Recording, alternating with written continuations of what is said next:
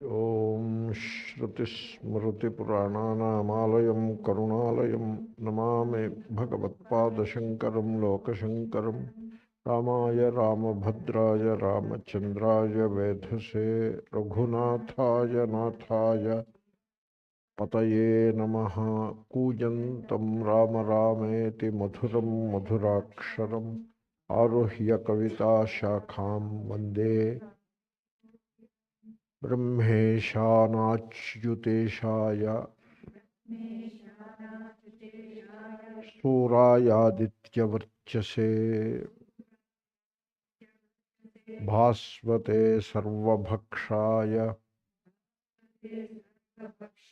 raudrāya vapuṣē namaḥ.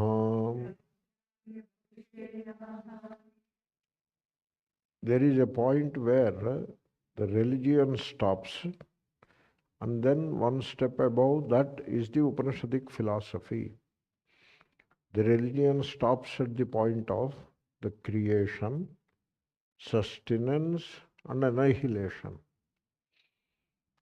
Now, in the Upanishads, the agent of creation, sustenance, and annihilation is presented as one, not three. There is no trinity of any such thing. But in the Puranic literature, the three jobs, the three agents are presented as the three jobs are taken up by three agents. That is how it is presented. Therefore, now the Parabrahma, the Supreme Reality, in association with the Maya Shakti, becomes the creator and the sustainer and the annihilator. Okay? But then the three jobs are qualitatively different. Creation is the effect of Rajoguna. Now the gunas come into effect. Sustenance is that of Sattva-guna. And annihilation is the effect of tamōghnāya. Therefore, now Parabrahma, the Supreme Reality, plus Sattva-guna is the sustainer. And let us give a name, Vishnu. Then the Supreme Reality, Parabrahma, plus tamōghnāya is the annihilator. Give a name, Rudra. And then the Parabrahma plus Rajoguna is the creator, Brahma, not Brahma. Brahma is the Parabrahma, Supreme. But now it becomes the creator and Brahma, or Brahmadeva. This is the way it can be divided based on the three gunas. But if you combine all the three, then it is called Hiranyagarbha. But if you divide the Hiranyagarbha based on the three gunas, it becomes Brahma, Achyuta, Isha. And Parabrahma is supreme to all the three. And that Parabrahma is before us in the solar orb and also in your heart. That is the cosmogony. And therefore this name refers to that cosmogony. brahmēśānāchyutēśāya. Then we see the name Sūrāya. Sūraha is same as Suryaha. Same, no difference. Earlier, you have come across the word Suryaha, the one who traverses the sky from the east to the west. That is the Suryaha. Same is the meaning of Suraha also. Or Suraha could be the one who is worshipped by the Suris. Suri is a name. Suri means a jnani. So Sada Pashyanti Surayaha. That Surayaha is the plural of Suri. It is not Sura. Okay. Plural of Suri. Surihi, Suri, Surayaha. Therefore, the Suris means those who know, see the glory of God all the time and everywhere.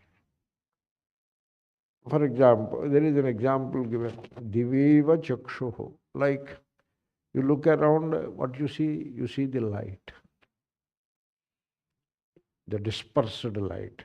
Where is the dispersed light? Everywhere. So like you see the dispersed light all around in this space, diviva chakshuhu. Divi chakshuhu iva. Chakshuhu is the light, which is the dispersed light. In this space, divi, where is the dispersed light located? It is everywhere. That is the idea. Similarly, those who know the truth of the Brahman see the glory of Brahman everywhere at all times. So the one who is worshipped or who is contemplated that way by the jnanis, by the people of knowledge, he is called Sūraha. Suribhihi upasyaha Sūraha. That way also you can explain. Having said this, now I want to answer one or two questions. The other day I was talking about Adhibhuta, Adhidaiva and Adhyatma. The Brahman, the real. Brahman is the name given to the real. Why Brahman? As I already said many a time, it is spaceless and limitless. That is the meaning of the word Brahman. So the real is named as limitless. That is the name given to the real. Okay? That is the right way to name. Instead of naming somewhere with something or the other which doesn't have any connection with the person. So the real way to name the nameless is, the right way to name the nameless is take one quality and give that as a name. That's why what they call names, they are not so many names, they are so many attributes. Vishnu Sahasra Namadeshe, strictly speaking, it is Vishnu Sahasra Visheshana, attributes. Okay? But attributes are called names. Because in English, adjective and noun are different in the structure. Whereas in Sanskrit, adjective and noun are same as far as the structure goes. Okay? So, blue pot, in English, pot is noun, blue is adjective. But in Sanskrit, this translation looks like Nelaha Ghataha. Ghataha, noun. Nelaha is also noun. But noun acts like an adjective. That could be one important reason why all the attributes or adjectives are taken as names. That could be a reason. In any case, the limitless, the Brahman, is all. Brahman is all. Brahman alone is. And what you see as all is Brahman only. Okay? Now, this all, as far as we experience the all, can be divided into three dimensions or three realms, if you will. The realm which is myself, Adhyatma. The realm which is the world ahead of you, Adhibhuta. It is called Adhyatma because it is about myself. Adhi means about, Adhikritya, about myself, and about the Panchabhutas, Adhibhuta, and about the God in the form of various forces of nature, Adhidaiva. These are the three realms. The all is a general term, is further categorized for the purpose of understanding as Adhyatma, Adhibhuta, Adhidaiva. And there are three, all is reduced to three. This is called reductionism. In philosophy, all is reduced to three. And then three, they are not three, it is the same Brahman which manifests as the three. That is the way in which the language is adopted. You find this language very much in the 8th chapter of Gita. Then we are talking of Karya Buddhi and Karana Buddhi. Buddhi is consciousness. Karya Buddhi means you are conscious of the effect. Like you go to a jeweler shop You are conscious of the ornaments. Ornaments are multiple and variegated. Necklace, there will be a variety of, a bundle of necklaces. Earrings, a different kind of ornament, but again you will have plenty of earrings, those boxes. Like this, in a given category, there are many, and there are many categories also. That is called multifarious. So when you go to a jeweler shop, you will find multifarious ornaments. And when you are conscious of the ornaments, that is called karya buddhi. That makes you a consumer. Karya buddhi makes you a consumer. Today is Black Friday, not Black Friday. Tomorrow is Black Friday. So karya buddhi, always looking at the thing, the effect, and its use. Karana is not useful. Gold is not useful. Who will decorate with gold? Nobody will decorate with gold, you know. They convert the gold into an ornament and then decorate. That's why all ornaments are named after the limbs of the people. Necklace, earring, nose ring, armlet, bracelet, anklet. they have nothing to do go with gold. Gold will be surprised to see all these names given to it. They are all our limbs superimposed upon the gold. This is called karya buddhi. You are always conscious of the effects and you are bound by them. So when you have karya buddhi, you will also have raga and dvesha, attachment and aversion. It follows from karya buddhi. Karya buddhi binds.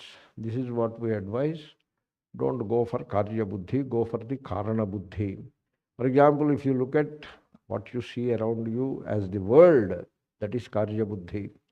If you look at the same thing as the manifest God, that is karana buddhi. One binds, the other liberates. Therefore, that is what I usually point out. Like you enter into you find yourself facing a jeweler shop and you are conscious of gold everywhere. That is called karana buddhi. And that doesn't make you a consumer. In fact, the owner of the jewelry shop has that consciousness. He has only karana buddhi. You know how he looks at it? I got 10 kg gold and got it converted into all kinds of ornaments. Let us see how many ornaments I could be able to sell and how much money I will get back. That is how he looks at it. He doesn't look at it in terms of ornaments separately and all that. And therefore, he will not have any raga and dvesha. Suppose you say this particular necklace I don't like, if you say, he will immediately take it out and put it somewhere you don't see it. Just because you don't like it, don't think that he too doesn't like it. He loves it. Because he is not looking at gold. He is not looking at the ornament. He is looking at the gold. Therefore, for him, there is no like and there is no dislike. If you dislike it, by all means, he is okay with it. He takes it and hides it. You see whether you like it. Like that, he will invoke your like and dislike. This is how karya buddhi and karana buddhi impacts people's lives very deeply. In upasana, you try to replace the karya buddhi with karana buddhi. That is the essence of upasana. Then here is a question. Is upasana a part of the Advaita teachings? Some of the Western philosophers who talk of Advaita seem to mainly stick to the jnanam aspects. That is true. The Western philosophers stick to jnanam aspects.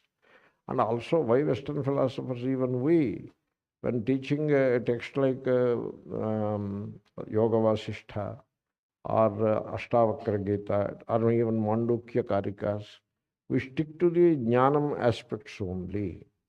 But the Advaita teachings are not limited to jnanam aspects alone. They indeed have elements of upasana in them. For example, if you take Kathopanishad, It begins with the upasana of Saguna Brahma. It is called Agni Upasana. Saguna Brahma is called Agni there. Because in the fire altar, the Saguna Brahma is worshipped. Whereas in the case of Aditya Hṛdayam, the Saguna Brahma is called Aditya in the altar. So altar has changed, but the upasana of Saguna Brahma is there very much the same. And even Shankara begins the bhashya by recognizing that upasana aspect. Om namo bhagavate vaivasvataya brahmavidyācāryāya nachiketasē cha. That is how he begins. When he says brahmavidyācāryāya, he is talking of the nirguna Brahma. And when he says vaivasvataya, he is talking of the Saguna Brahma. There are no two Brahmas, it is only one Brahma. For the purpose of upasana, we make it Saguna Brahma. And the purpose of understanding, you make it Nirguna Brahma. So then the question is, if the real focus is on Advaita, why introduce Yatkinchit Dvaitam even provisionally? Especially when there is a great danger of turning into psychological dependence on God in times of stress based on desire and fear, as it seems to happen in the world. True, all of that is true. The upasana is particularly in present day, after the advent of Puranas, etc., and the dualism has taken roots in the religious life. So all the upasanas are dragged into undesirable tracks. That is the truth. But that is not how we look at things. We do not look at things like that. Like a particular medicine can help a person in pain. Therefore, we keep it. Somebody may misuse it. That is always there. Some misuse is always there. You know what? Some of these cough syrups, they contain some alcohol. And these alcoholics, there are alcoholics. For them, when there is no alcohol available, they purchase 10 or 20 cough syrup bottles and drink all of them. Therefore, there is always some kind of abuse of any good thing. Like sugar. In coffee you put 1 spoon sugar, those who put it.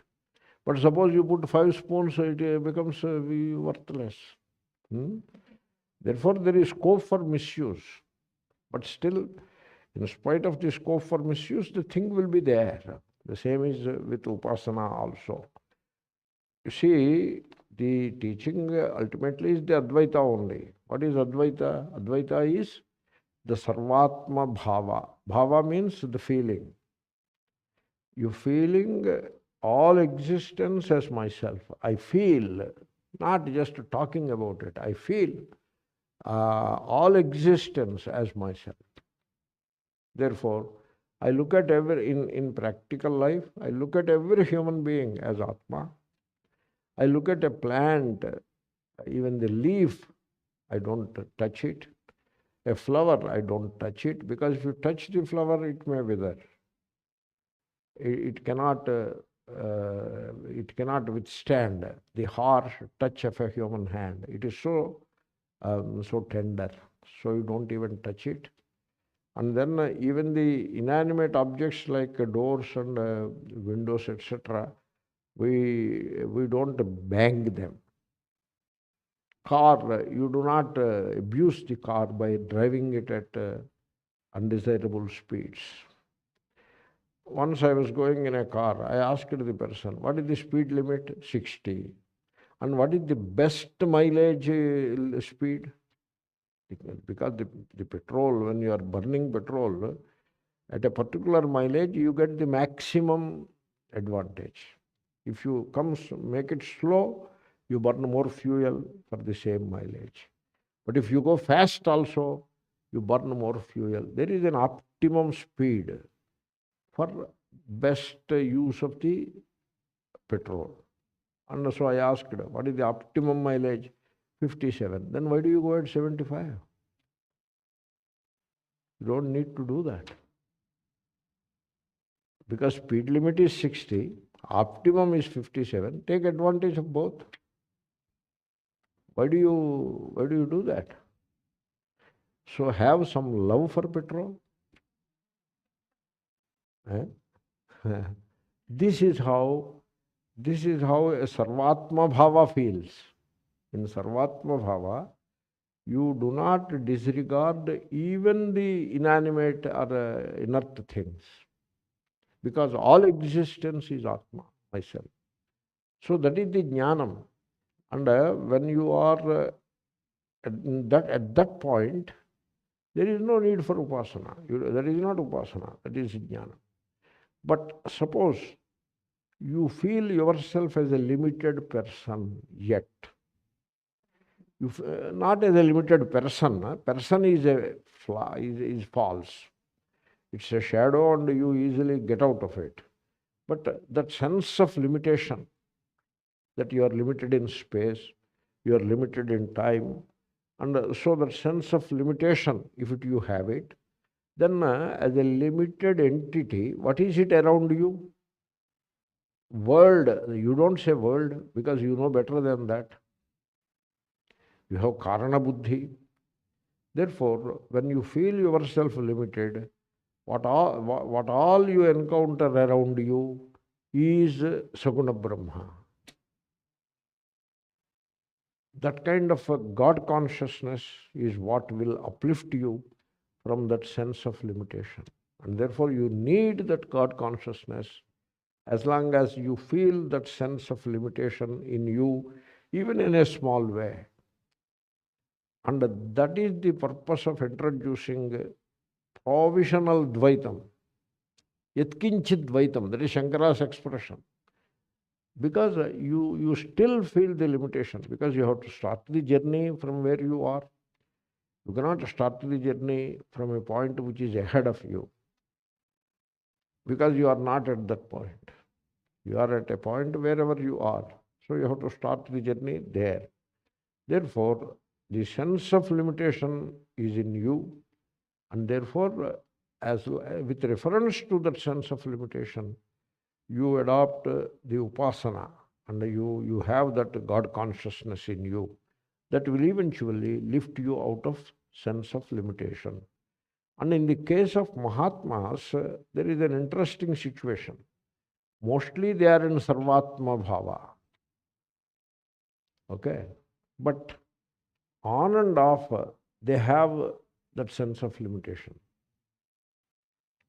Shankara talks of it in Brihadaranyaka Bhashya and other places, particularly at the time of bhiksha, etc., and some such interactions, you revert to that sense of limitation.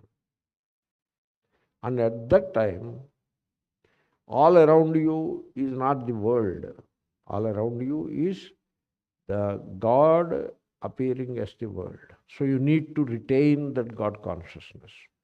Therefore, even for the liberated souls like Bhagavan Buddha or Sri Krishna, etc., so the God consciousness is there, which is upasana. And of course, sarvatma bhava is there. This is the reason why in the Advaita texts there is always an element of upasana as part of the Advaita texts. Now, some of the Western acharyas, like Eckhart Tolle or Rupert in London, or Frank, some gentleman in Colorado, they teach Vedanta. They do a good job.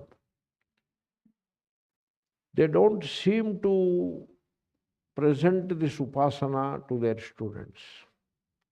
And that is a disadvantage only. That is not a good point. That is a disadvantage. And they have that disadvantage because of their upbringing, and they are not exposed to the culture and the ethos of Vedantic wisdom in Sanskrit language and literature.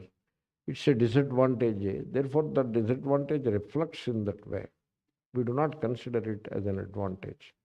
We look at it as a disadvantage, because the people, most of them, at least in the beginning, do have that sense of limitation which demands the right upasana in place. It should be there. And therefore, Vedantic upasana and jnanam are flip-flop. Yes. Does Sri Shankara discuss Vedantic upasana and jnanam as flip-flop? Yes, he does that. Just now I have told you, he writes a Kathopanishad bhashya, and his prayer is there. And in the bhashya, when it is upasana, he explains it very beautifully. And he says, there is a mantra also. So, Om yo yadichhati tasya tat. That is the mantra. Om is there. Om, is it upasana or is it jnanam? You decide. Yo yadichhati tasya tat. If someone looks at Om as the means of merging in the whole and experiencing the sarvatma bhava, that is how one looks at it that way. Means Om represents the Nirguna Parabrahma. God bless you. It is so. But what about the one who has still the sense of limitation and he looks at everything as Brahman? What about to him? So what is the means he has to adopt for that Saguna Brahma Upasana? Om. Om. Same Om. Then if Om is a Nirguna Brahma Jnanam as well as Saguna Brahma Upasana, then what is it? Yo yadichhati tasya tat. It depends. You can take it both ways. And then in Prakarana Granthas, outside the Upanishadic context, where is the Upasana by Shankara? It is there. Like I am going to say it in the verse also, it is there very much. Where it is there? You see, pratasmarami, hridi, samsphuradātma tattvam. And then he says, pratar namami. And the third verse comes, pratar bhajami. So smara is contemplating. That is all Saguna Brahma only. And who is contemplating upon whom? So the one with limitation is contemplating upon the Saguna Brahma. You got it? Now, what is the limitation for Shankara? He doesn't have a limitation. He is all Atma. So it is said, even he has Sarvatma Bhava, he doesn't see any limitation in himself. He sees himself as the Purna Atma, but still there is a joy in bringing out a small division. Step back from the Sarvatma Bhava, stand as though a limited person, and look at everything as Saguna Brahma, and say a beautiful verse or two. That is how the poet, because in Sarvatma Bhava, poetry falls flat. There is no scope for poetry. So, therefore, the Acharyas, though they abide in Sarvatma Bhava, they keep our limitation in mind. They step into our shoes for a while, for a change, and invoke the feeling of limitation or being a limited entity, and then look around as Brahma and say a thing or two. This is there. But that is only that much. You should not pull Shankara into Meenakshi Stotram, Kamakshi Stotram, Vishalakshi Stotram. Into that you should not pull, because Shankara is not part and parcel of all that dualism. No.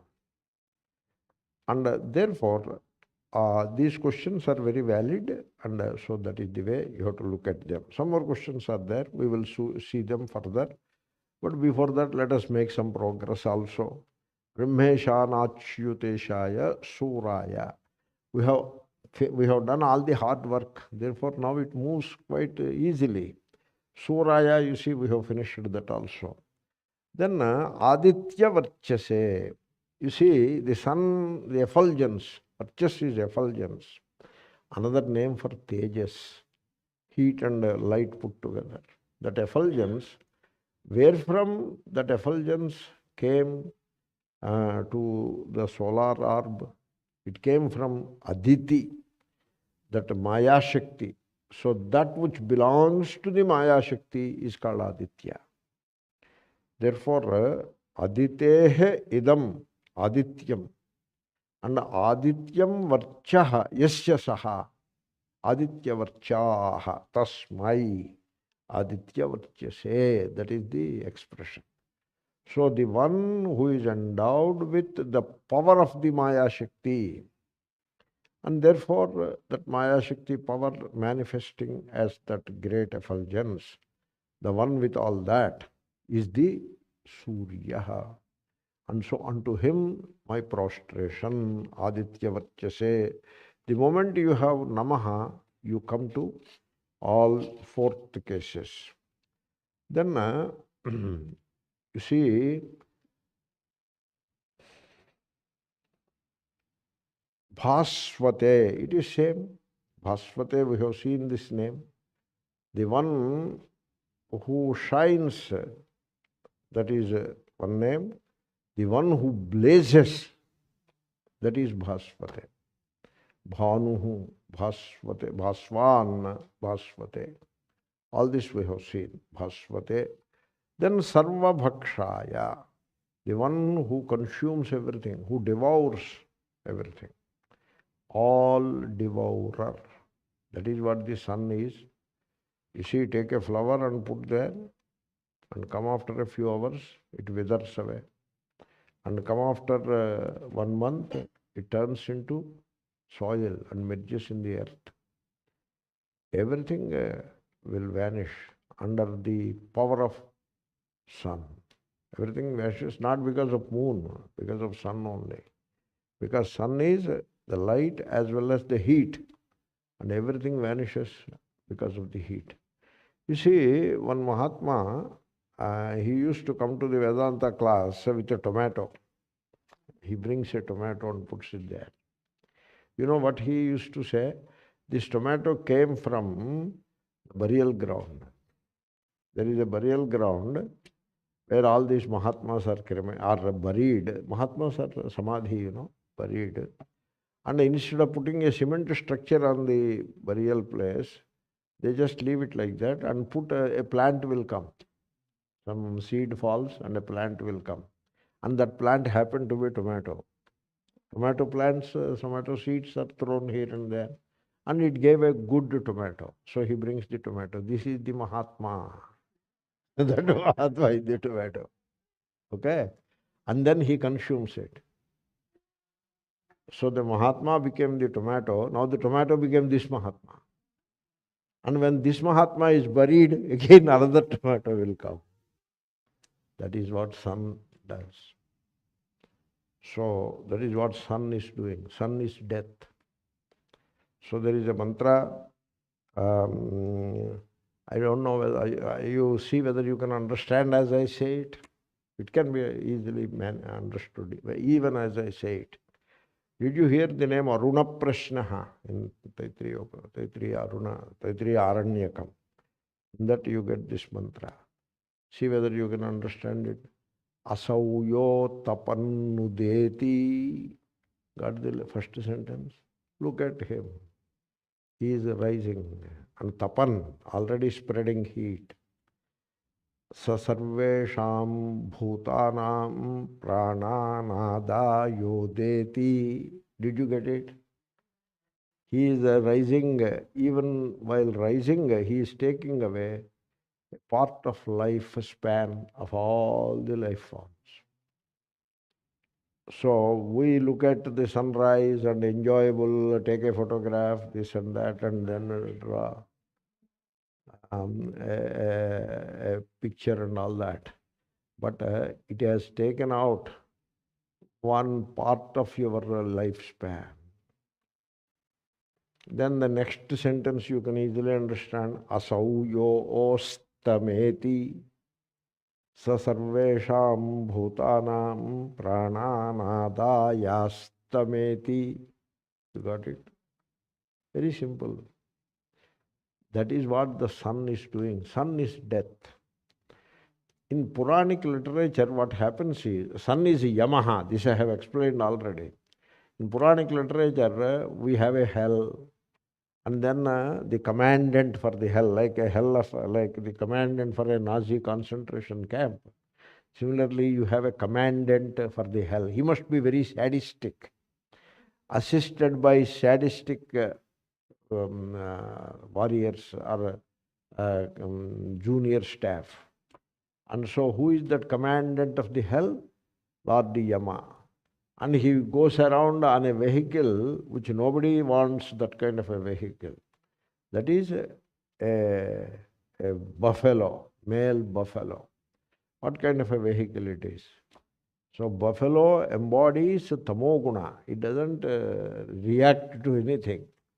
In India, on the road occasionally, you encounter a buffalo and you put a horn. When cows also come, but if you put a horn, a cow moves away. Cow is so sensitive, it moves away if you put a horn. Whereas if you put a horn, men don't move. They don't move. You must be knowing all this.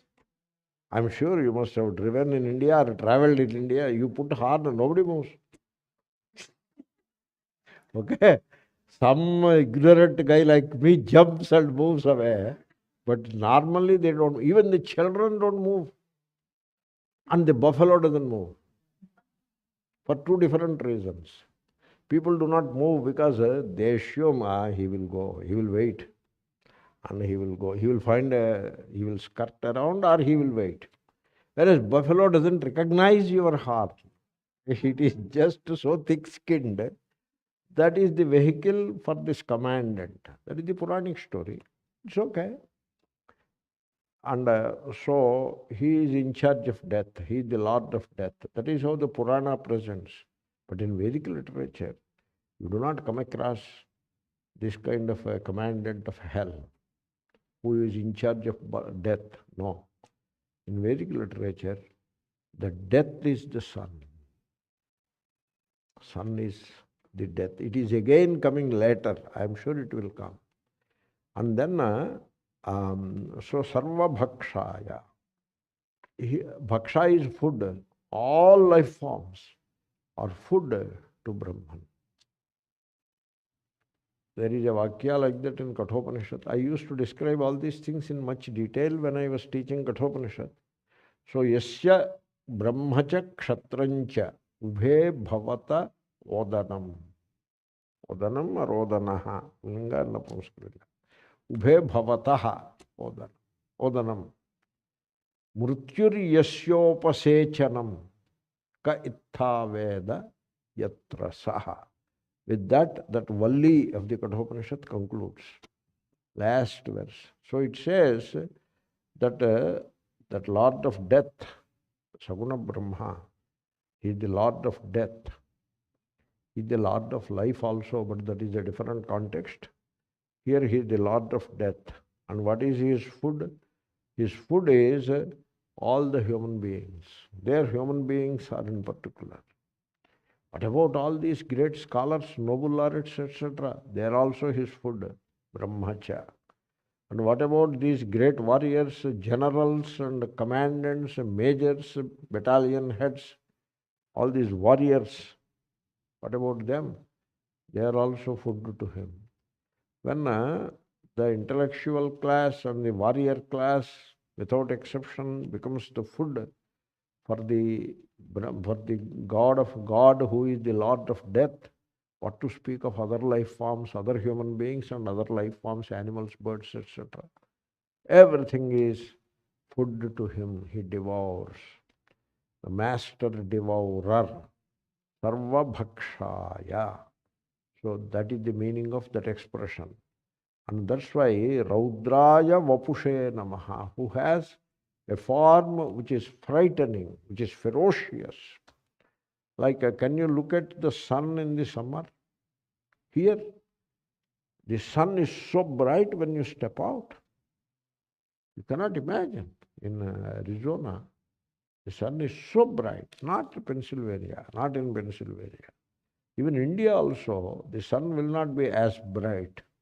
Even in summer, sun is hot all right, but not as bright. I think in these regions, even the ultraviolet gamma rays, all those things must be filtering through. I don't know. So people should be very careful. Huh? So go and sit in the beach, etc. You should be very cautious. The sun is blazing down and can create all kinds of problems. Anyway, therefore, that is how raudrāya vapuṣē namaḥ. Did you hear the word pralaya kalagni? The conflagration of the time of annihilation. So they call it cataclysmic fire. That is the pralaya kalagni. That is the sun. He looks like the cataclysmic fire. Raudrāya vapuṣē namaḥ. And what I was saying here, this kind of a sun who resembles the fire of the time of annihilation is not entirely unknown to us in climes of equatorial line. When you live in that equatorial line areas, so sun in the April, May, in summer in India, and of course in Arizona during its summer, that is the sun of Pralaya Kala only. Every day feels like the end of the universe. That is how it is. Raudrāya vapuṣē namaḥ. So that finishes that verse. So can we say that we are living in a limited subjective world as long as seeing this world as adhibhuta, consisting of nama-rupa? Of course, that is a different description. That a different context and different description. The context is, so Jagan Mithya, that is the context. Whereas when we are talking of adhidaiva, adhibhuta and adhyatma, that is not the context of Jagan Mithya. It is the context of what you consider as all can be reduced to three and then further reduced to Brahma. That is the context. So you need not club this with that. This comes under the noodle thinking. So science which is based on pratyaksha and anumana is not enough to attain the vision of Rishi. It is not enough. It is helpful, but not enough. Pratyaksha and anumana means you are relying upon the intellect and the sense organs. And we are coming there in tomorrow's the class, so Atmabodha class, this aspect will be discussed. Now continuing with this description, and also a few questions are there, and so we are settling down these questions also.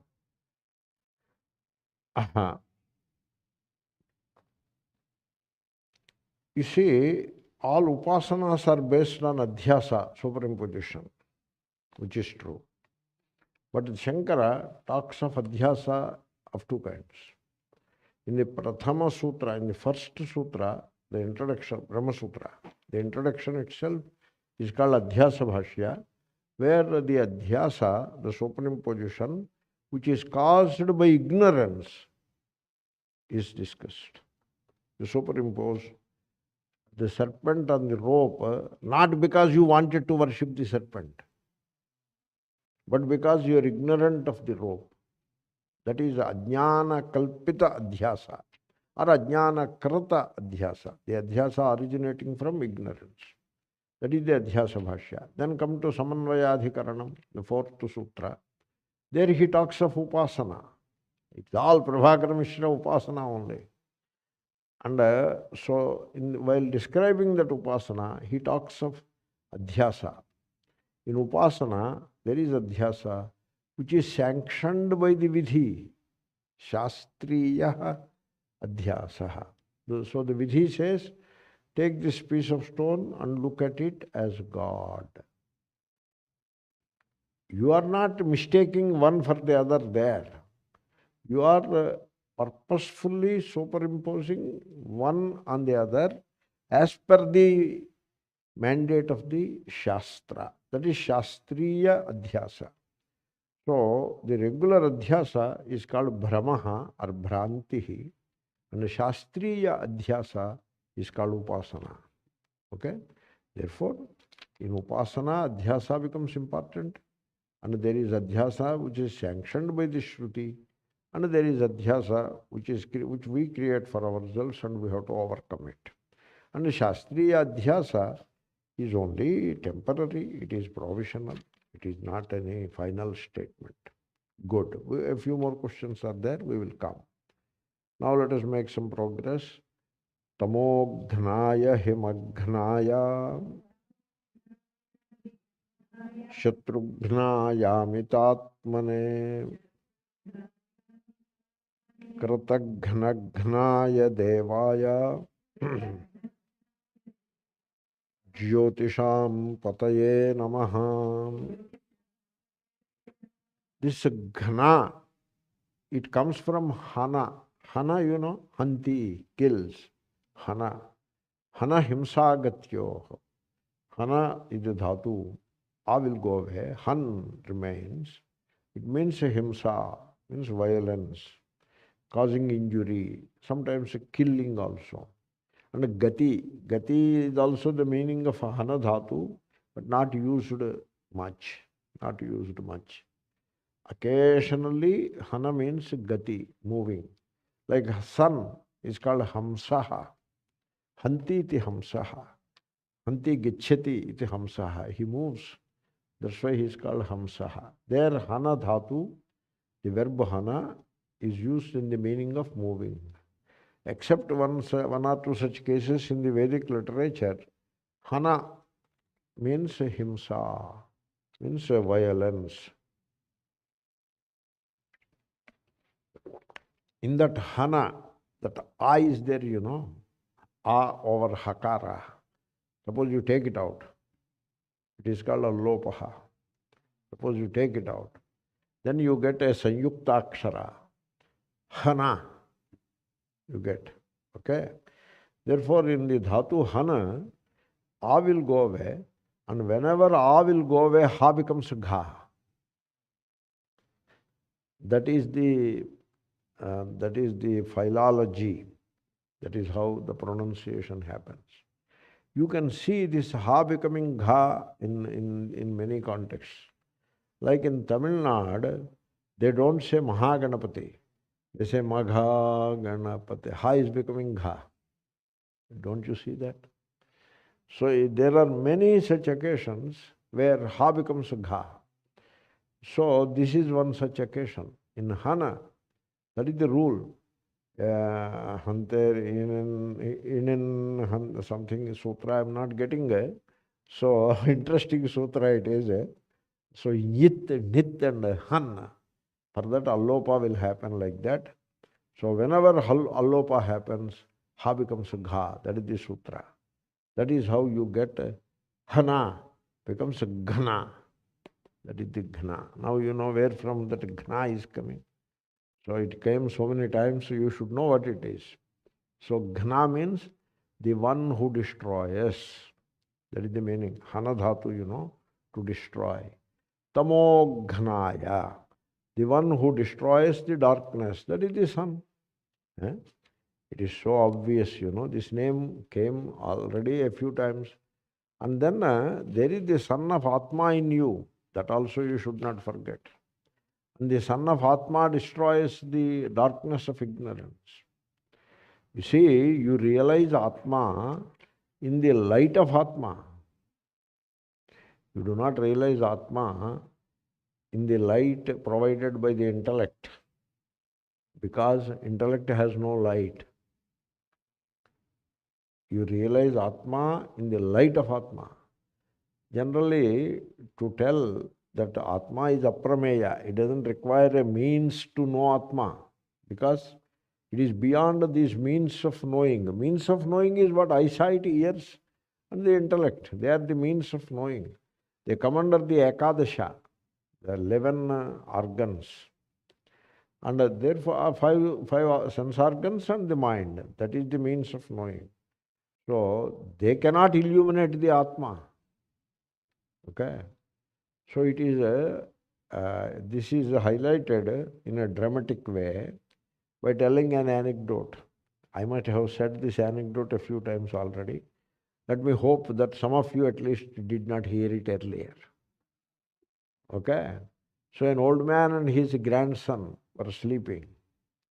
And the old man got up and asked the grandson, check whether the sun has come or not. Because if it is sunrise, he wants to get up. Then the grandson went outside and came back and said, how do I know? Because it is very dark. Because to see something you need light, It's so dark. How to know whether the sun has come up or not? I don't know. That is what he told the old man. The old man should understand. Okay, the sun has not yet come. But he is ignorant himself. He said, take the better light and check. That is what the old man says. So, we should not be like that old man and his grandson.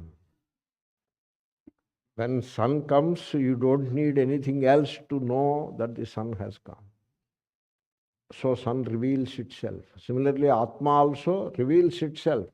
And when you are ready, Atma reveals itself. How come when you become ready? When all that ignorance is dispelled, Atma reveals itself. It is like you are sitting in a room and there is a window, and the glass window, the window pane is glass, and it is full of dirt and muck. Now the sun may come, but you will not be able to see.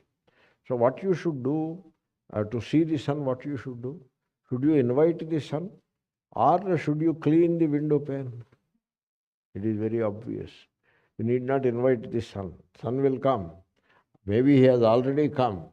You clean the window pane with a wet mop. That's it. That is all you can do. And suppose having cleaned the window pane, you still do not find the sun. Now what you will do? Will you invite the sun? No, you need not. Just stand there. Sun will come. And when the sun comes, sun will reveal itself. You will not see the sun with your power of seeing. The sun will reveal itself to your eyesight. Okay? That is what is the meaning of tamōghnāya. So the Atma, the sun inside, dispels the darkness of ignorance and then reveals itself to you inside and outside also very much the same. Okay, that is clear. You have to take the spirit of it. Okay? Don't be technical all the time. Take the spirit of it. Himaghnāya. Hima is cold. The one who dispels cold. You see, we have two enemies. One is darkness and the other is cold. Outside. Outside, if it is very cold, you cannot function. And if it is dark, you cannot function. And so sun comes, dispels both. In one effort, the darkness is gone, the cold is also gone. Then look within. There is darkness of ignorance, and then there is the cold of laziness. People are lazy. Laziness is of two kinds. One is physical laziness. People don't want to get up. That is how they become sick. When you don't want to get up, so, and you sit in a sofa all the time. Therefore, people become sick that way. They are lazy, that makes them sick. You should not be lazy.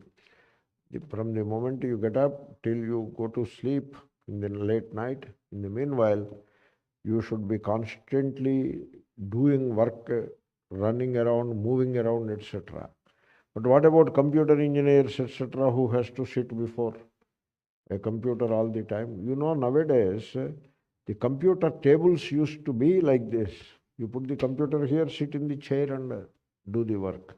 But nowadays, computer tables, they have changed it. The computer table will be like this.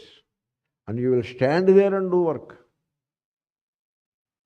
And while standing and working, in between, occasionally you go around, and nowadays those tables have come because they have already recognized that by sitting continuously hour after hour without moving from the chair before a computer screen, people become sick. That laziness makes them sick. And their productivity also suffers because the blood stops circulating. You see, I will tell you an experiment which is published in peer-reviewed literature.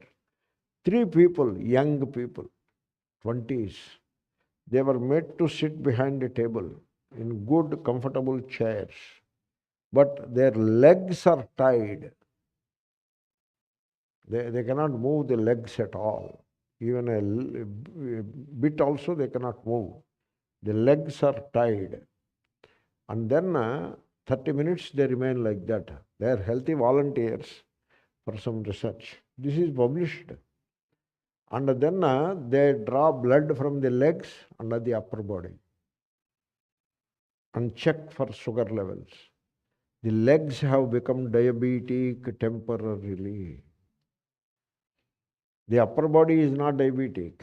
There is a gradation there also. A gradient, not gradation, a gradient. Sugar is more in the legs than the upper body. Because in the upper body, some inhalation, exhalation, some heartbeat, these things are there.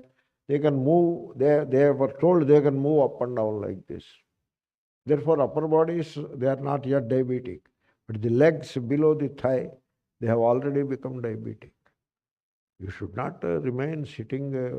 The time recommended is 30 minutes. In a sofa, don't sit for more than 30 minutes. And this is the advice given to all computer people also. They have to get up, they stand and work.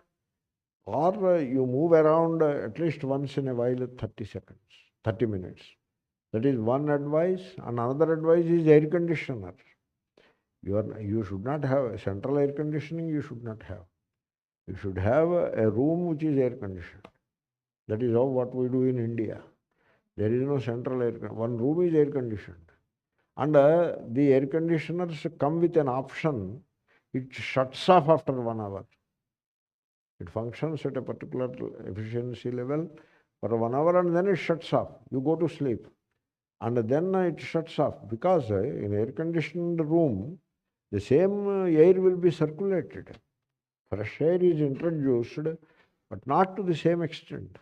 That's why if you sit in the air-conditioned room from morning to evening and then come out, you walk out like a zombie. You do not have that agility in you because of carbon dioxide accumulation in the blood.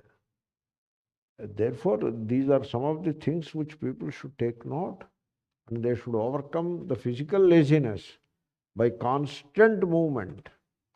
You move. So in India, what they do, they employ, the servant maid comes cheap. With a little money, servant maid comes.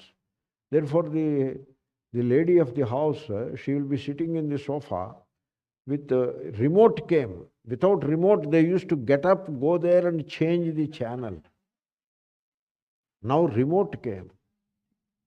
This remote has done so much harm that they need not get up. If the channel they don't like, they need not get up. They sit and change the channel. And consume potato chips. Potato chips. This is the potato, couch potato something. And then you drink soda. So all bad habits. And then the lady, servant maid will be doing all the work. And this lady will be pointing, hey, clean that like that. And after a decade, this lady becomes sick and the servant maid remains very healthy. So, a lady asked me in satsanga, what should we do if the servant maid doesn't work properly after taking the full salary? I say, you give a little bonus and do all that work yourself. That keeps you healthy. So that should be the spirit. As a matter of principle, you should not sit idle for more than 30 minutes. You should get up and do something or the other. If there is something to be thrown into the waste basket, go and throw and come back. Do another thing and come back. You want a cup of water, go there and drink water and come back.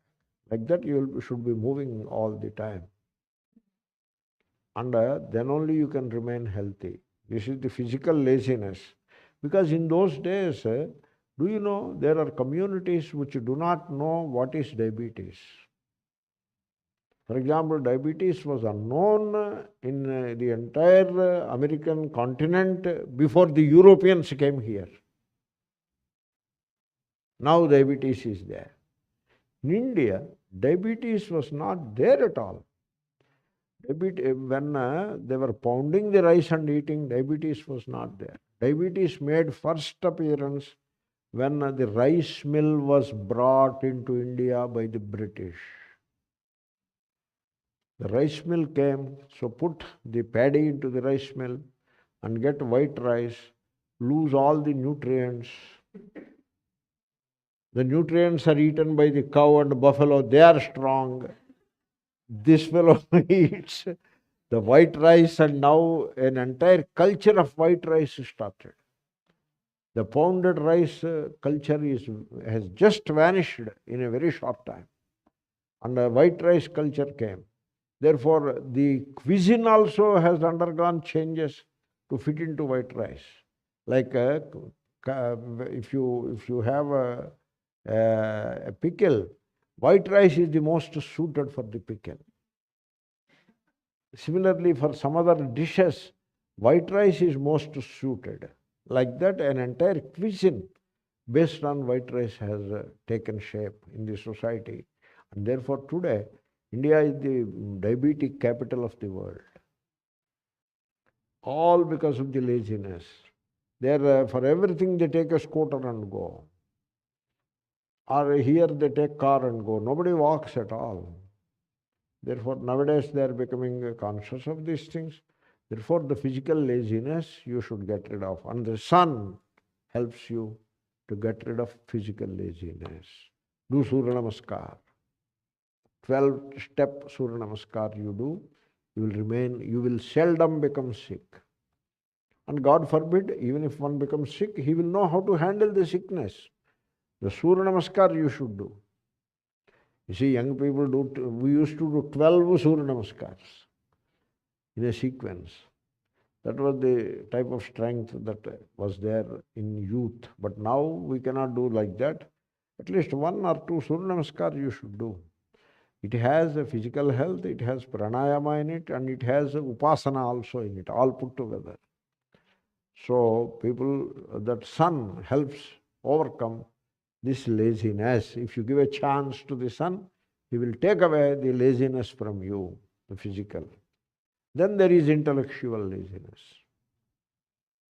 People are intellectually very lazy. They don't want to question anything. Believing, which is easy, thinking or believing? Believing is easy. Thinking is always difficult. So thinking is ever difficult. Believing is very simple. Believe is what? You believe means you follow, you imitate. That is what is a believing. And we end up giving a name to belief as knowledge. It is belief and you call it knowledge. He knows all about Lord Vishnu. What does he know? To whom Lord Vishnu is married and how many children Vishnu has, when they got children, all those things he knows. So once in a satsang, a person asked me, and this I told a few times. So he asked in all seriousness. He is a sincere student, elderly person, wanted to know. And somebody told us, Swami is coming, he is a scholarly Pandita, you ask him, he will tell you. And therefore, he did namaskar, everything very polite, very reverence, everything is there. Maharaj, one question I have, will you be kind enough to answer? I will try. Vishnu has children, married and children. Shiva has children. Why Brahma doesn't have children? Because for him, A person getting married and not having children is something unthinkable. There is some of the grahas must be doing some great mischief that the lady is not yet pregnant. So that is the culture in which he was born and brought up. And this poor Brahmadeva, he was married before Vishnu and Shiva, but have no children. What could be the reason for that? He thought that I will know it because I am a great scholar. I almost fell off the chair when I heard that question and told, I don't know. I don't know why he doesn't have children. How can I know? He thought I will know. Because I must have studied all Puranas and literature. I must be knowing. I don't know. I said, I don't know. You have to ask somebody else. Then somebody else will give a reason, as if he knows. This is how people want to believe. They don't want to think. They want to believe, because believe, imitate, follow, give sacred names, knowledge, tradition, parampara. This is some of the nomenclature which is given to belief and imitation. Can you believe it? Belief and imitation is given such very sacred names. We have a tradition, Uttaradhikari. Therefore, earlier Swami is no more, and he appointed the next Swami. And then the next Swami declares, and others on his behalf also declare.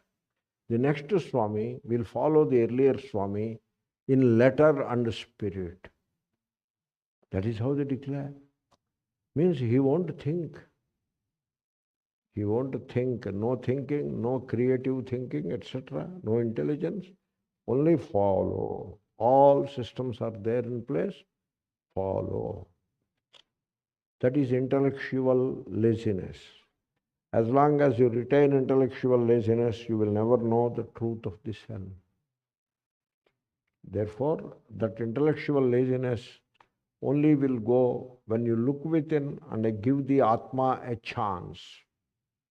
Go beyond the intellect and give that inner being a chance.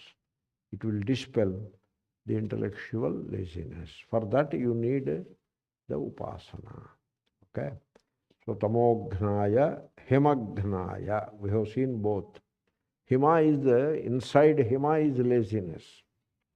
Outside hima is cold. Cold is not good. Cool is good. In English, in American English, cool means good. Cold is no good. Yeah. Śatrughnāyā, one who dispels the enemies. Now, what are the enemies?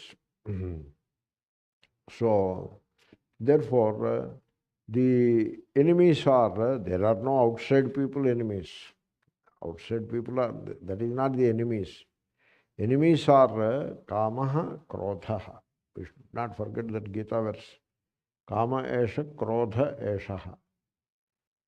So, rajoguna samudbhavaha, mahashano mahapapma, vidhyena meha vairinam. That is the enemy. And where is this enemy located? He tells the next verse. Indriyani adhishthanam, something like that he tells. So the locus of these enemies are the indriyas and the mind. Indriyani manobuddhi rasyadhishthanam uchyate. I think that is the statement. So the sense organs and organs of action and the mind and the intellect, they are the locus in which this enemy called kama abides, and the kama alone becomes krodha. He is the kama, he is the krodha. Kama is the covetousness. You become angry when what you covet is denied to you. That is how people become angry. They complain. Complain is angry only. Why do you complain? Because you wanted something and you did not get it.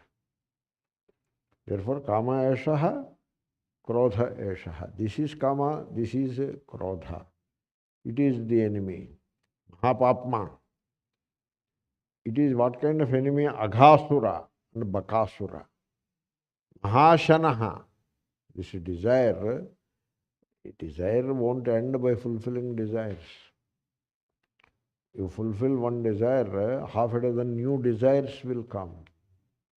Desires are like bacterial colonies. They spread very fast. And one desire fulfilled produces new, half a dozen minimum new desires. And as the desires are, not all of them can be fulfilled, so quite a large amount of desires are always aborted or thwarted. They are not fulfilled. And that is why we live in perpetual frustration and dissatisfaction. That is how people live. They are doing all right in every respect, but still dissatisfied and unhappy.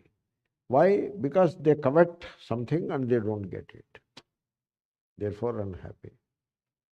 That is how people live. So that is the enemy, inside enemy. And that enemy is dispelled by worshipping the Lord, the Sun, and also the inner sun, which is Atma. śatrughnāyā. Then mitātmanē. You see, sun appears to be limited to the disk. It is not limited to the disk. From the distance it appears like that. If sun is limited to the disk, how come you have sunlight everywhere, all around you? Sun is 8 minutes away. Light travels 300,000 kilometers per second, approximately. And 8 minutes away. 8 into 60 into 300,000 kilometers. That is the distance. But you feel sun. How do you feel sun? If you go out afternoon in the day, 12 o'clock or 1 o'clock, how do you feel sun? Sun is so near that he gives a slap in the face. That is how you feel. That is the pervasiveness of sun. In fact, if Brahma is all-pervading, then that Brahma is indeed sun only. Because you can see the pervasiveness of the sun in the entire planetary system, on the globe, everywhere you can see sun. So all the greenery on the planet Earth, and also the greenery underneath the water. There are plants and trees underneath water also. All of that greenery is because of the sunlight. That is the vastness or pervasiveness of sunlight. Therefore, sun as light and heat is indeed unlimited. Amitātmanē. What about the Atma in you? The Atma in you, you are small as body, and you are born and you are limited in time as mind. Okay?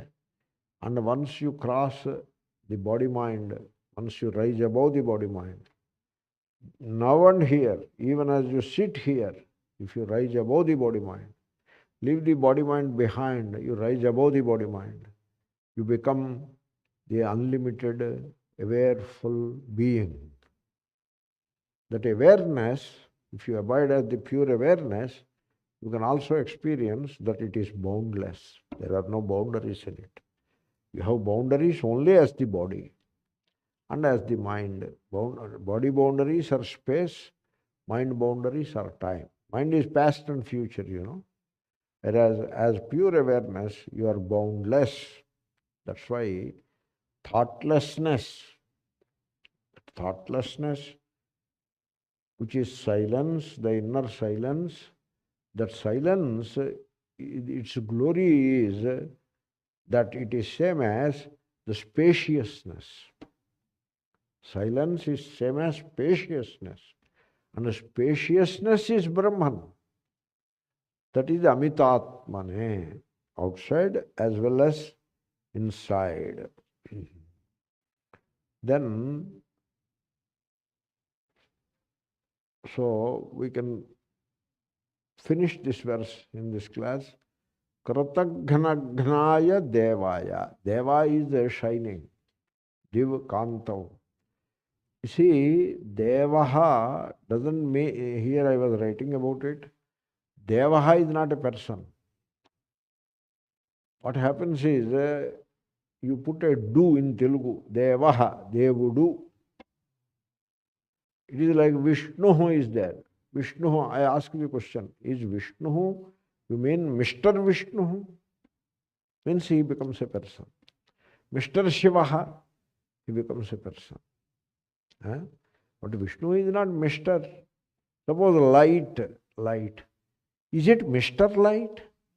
No, it is light. If you can make it Mr. Light or Mrs. Light, it becomes limited.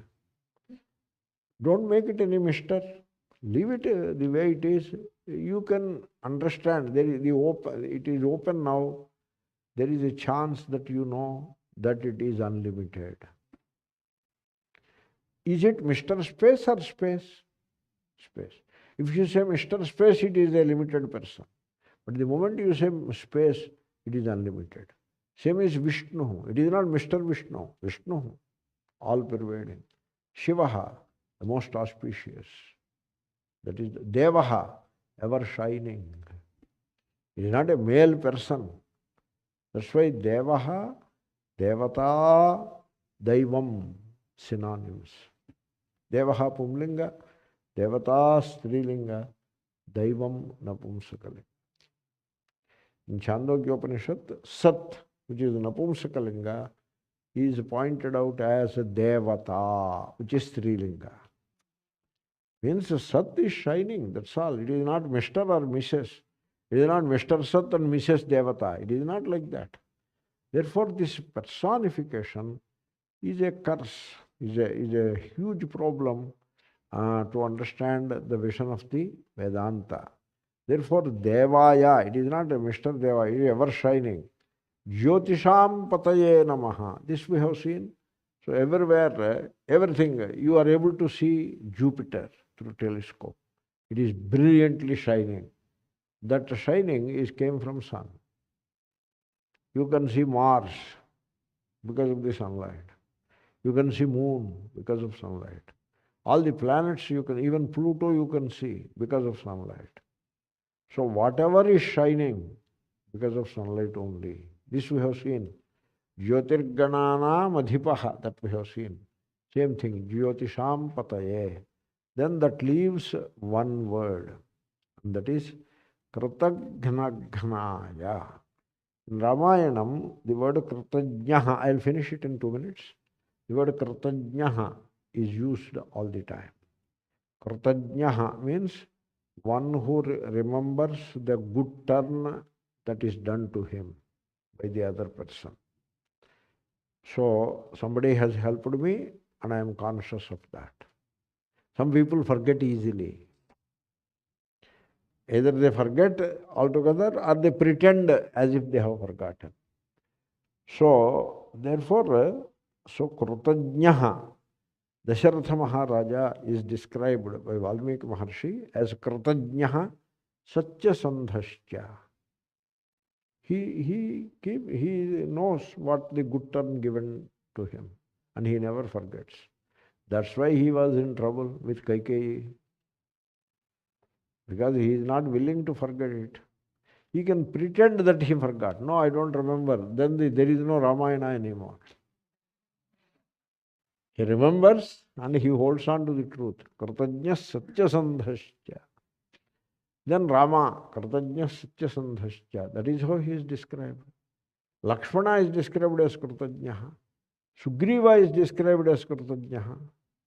Hanuman kṛtajñaha.